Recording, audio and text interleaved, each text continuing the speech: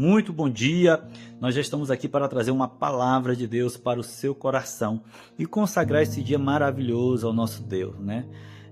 Cada segundo, cada minuto, cada hora, cada momento, tudo nós apresentamos a Deus. Cada movimento, nossa entrada, nossa saída, nossos negócios, trabalho, família, nossa saúde, nós consagramos ao Senhor. Independentemente também do horário aí que você esteja nos ouvindo, recebendo essa ministração, se é meio-dia, de tarde, noite ou até mesmo de madrugada. O importante é que Deus te trouxe aqui para falar com você através da sua santa palavra. Depois da sua palavra, como sempre, nós teremos o nosso momento de oração, porque onde tem oração tem direção de Deus, resposta de Deus e vitória. Nós vamos apresentar nossas causas e orar pautado de acordo com a palavra revelada que está sendo nos dada. Nós estamos abordando uma série sobre batalha espiritual. É um assunto muito forte, necessário e é bíblico. Tem gente às vezes que não gosta de falar sobre isso, mas está na Bíblia. E nós temos aqui usado Marcos capítulo 5 como base daquela guerra espiritual que Jesus passou para libertar aquele homem. Será que os demônios ainda continuam operando? Será que os demônios ainda continuam agindo? Será que a missão deles ainda é a mesma do dia de Jesus? Ou será que Jesus acabou com todos os demônios quando ele esteve aqui na terra e repreendeu todos e expulsou todos os demônios? Será que não existe mais demônios, não existe mais o mal nos nossos dias de hoje?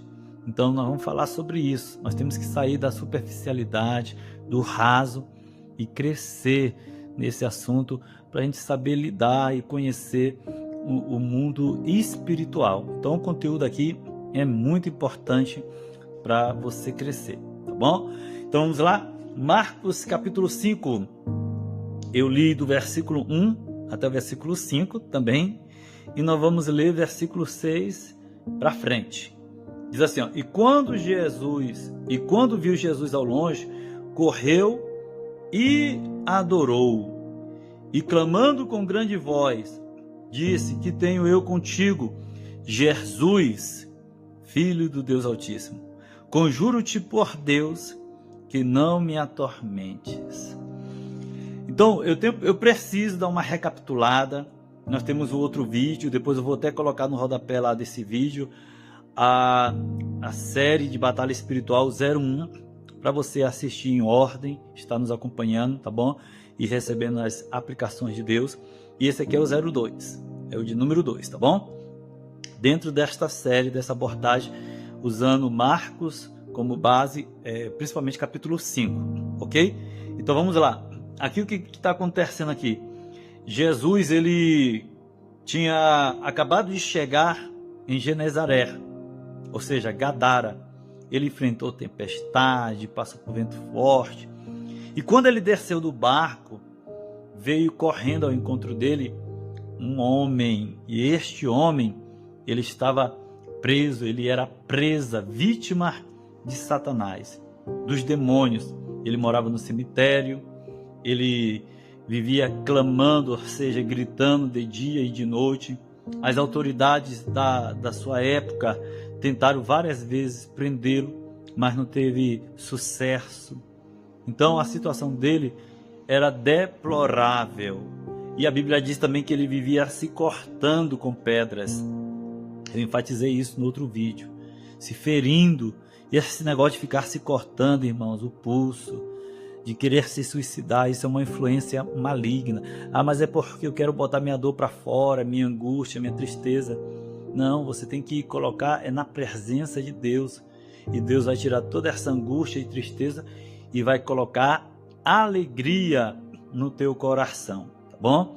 Então, não deixe o inimigo te enganar. Tenha discernimento. O inimigo, ele quer destruir a sua vida com pensamentos contrários, que ninguém te ama, que ninguém gosta de você, que você nasceu para sofrer. E dessa forma ele vai trabalhando, se você não blindar sua mente através das armaduras que nós falamos aqui no vídeo anterior também, e nas orações e também no jejum, aí o que acontece? O inimigo entra, aí acaba destruindo a vida daquela pessoa, como ele tem destruído aí a vida de muitos, tá bom? E a vida desse homem aqui, até então estava sendo destruída, e Jesus chegou lá para mudar essa história. Esse homem, ele estava fora de si. Parece até, né, que olha assim, ó, o homem correu, viu Jesus, correu e adorou. Mas por incrível que pareça, toda essa ação de ver, de correr, fala aqui de movimento, mobilidade, correndo com as pernas, né, daquele homem, as pernas eram dele, mas ele não tinha vontade própria. Ele não tinha ali o controle, ele estava fora de si, a sua consciência tinha sido roubada. Então o inimigo estava usando todas as suas faculdades mental, a sua fala, o seu ouvir, né, os seus ouvidos, seus olhos, suas mãos e os seus pés. Suas mãos para ele mesmo se automutilar, se ferir, os pés para correr, e no caso aqui ele correu para Jesus, a voz para gritar. Então quer dizer, a gente percebe que o diabo ele não é, às vezes tem gente que pensa que o inimigo, assim uma palavra bem chulé, é burro. Não, o diabo ele é burro. Vai nessa. Nós estamos lidando aqui com um ser milenar, inteligentíssimo. Uma das estratégias do diabo é justamente essa: se fazer de burro. Para quê? Para que você possa acreditar que você é mais inteligente do que ele. Só que, querido, escuta o que eu vou dizer para você. Satanás, não digo isso para a glória dele, nem para a glória dos demônios. O diabo, ele é sagaz, ele é esperto, ele é um ser inteligente. Deus fez ele com essa natureza uma natureza inteligível, tá bom? Então, o que acontece? Ele usa aquele homem, e aquele homem não está ali com a sua vontade própria, não é aquele homem há muito tempo não está mais ali, essa é a verdade, tá? Só o seu corpo, e o seu corpo está servindo ali como um veículo para o mal, para os demônios. Que triste. E o diabo pegou aquele homem e o levou, colocou em uma situação deplorável. Porque é isso que o diabo quer. As obras do diabo é essa. O diabo ele quer destruir, ele quer matar, ele quer roubar, ele quer acabar com tudo, com aqueles que são a imagem e semelhança de Deus. É isso. Então, mas graças a Deus, né, que a Bíblia fala lá em 1 João, capítulo de número 3, versículo 8, que para isto se manifestou o Filho de Deus, para desfazer as obras do diabo. Agora, olha só, para desfazer. Então quer dizer que existe então a obra do inimigo. Não foi só nos dias de Jesus, nos nossos dias também. O inimigo está aí, ungindo como leão. Pedro, lá em 1 Pedro, capítulo 5, 8, ele fala sobre isso. Ele diz: sede sóbrio e vigiai, porque o vosso adversário anda ao vosso derredor, ungindo como um leão, bramando como um leão, procurando alguém para devorar, para destruir. E esse alguém é eu, é você. Ele não quer saber da idade, se é criança, se é jovem, ele não quer saber se a pessoa é rica, é pobre. Ele quer destruir a vida daquele ser humano. E ele vem comendo pelas beiradas. Ele vem comendo pelas beiradas e ele acha uma brecha, aí vai entrando, vai crescendo e você não percebe, não consegue ter discernimento. Por isso que é importante você estar aqui com a gente, sempre ouvindo essas mensagens, porque nesse momento Deus abre os teus olhos espirituais. Deus ele vai aguçar os teus ouvidos espirituais para você entender como funciona o mundo espiritual. Então aquelas pessoas ali naquela cidade de Gadara, elas não tinham discernimento, elas não tinham poder, elas não tinham autoridade, elas não tinham condições de libertar aquele homem. Só Jesus. E é interessante que aquele demônio usando aquele corpo daquele homem, que esse homem aqui, o nome dele está no anonimato, ninguém sabe quem é ele, usou a boca, que temos nós contigo, Jesus, Filho do Deus Altíssimo, usou os pés para correr, os ouvidos, porque ele escutava Jesus falando, total que Jesus pergunta e ele responde, e também os olhos, fala que viu Jesus, e também ele adorou. Não foi o homem que adorou aqui não, aqui é os demônios que adoraram a Jesus. Por quê? Porque eles sabem quem é Jesus, todo joelho se dobrará. Eles, naquele momento ali, estão mostrando reverência diante de Jesus. Por quê? Porque Jesus é o Criador, Jesus ali é Deus, e não só ali, como também até hoje, Jesus é Deus.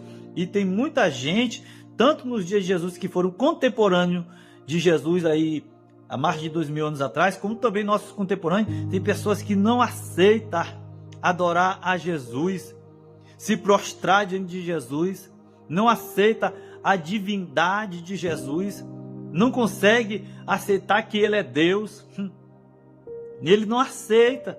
Mas aqui você vê os demônios adorando a Jesus, quer dizer, Jesus está recebendo a adoração porque ele é Deus, ele é Deus. E a Bíblia diz que também, além disso ter acontecido esse episódio dos demônios adorarem a Jesus, houve ali uma guerra. E qual foi a guerra que teve ali? Está entre parênteses, né? Versículo de número 8. Porque ele dizia: sai deste homem, espírito imundo. Aparentemente, e eu acredito que também foi assim, há uma resistência. Por que há uma resistência? Porque não se tratava de um demônio, de 2, 7 demônios, eram muitos demônios. Tão tal que Jesus vai perguntar: qual é o teu nome? E eles responderam. Olha aí, eles estão respondendo, né? Isso fala de que é um ser espiritual que precisa de um corpo material, mas esses seres espirituais são inteligentes, racionais, pensantes. Jesus pergunta e eles já têm a resposta ali na ponta da língua. Qual é o nome de vocês? Legião. Porque somos muitos.